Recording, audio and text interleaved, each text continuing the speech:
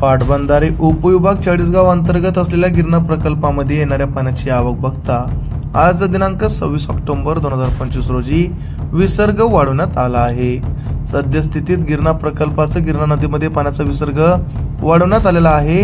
गिरणा प्रकल्पामध्ये येणाऱ्या पाण्याची आवक वाढल्यास विसर्ग कमी अथवा वाढवण्यात येईल। त्यामुळे पाचोरा भडगाव वरील नदीकाठच्या गावांनी सतर्कता बाळगावी असे आवाहन दुपारी 3 वाजता प्रशासनाच्या वतीने करण्यात आले आहे।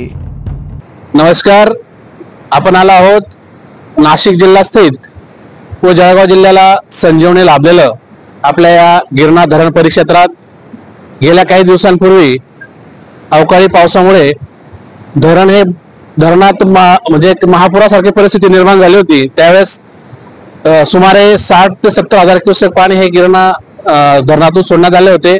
एक पूरजन्य परिस्थिती झाली होती, पण नुकताच ते पाणी कमी झाल्यानंतर आता 1276 क्युसेक पाणी हे नुकतं चालू होतं।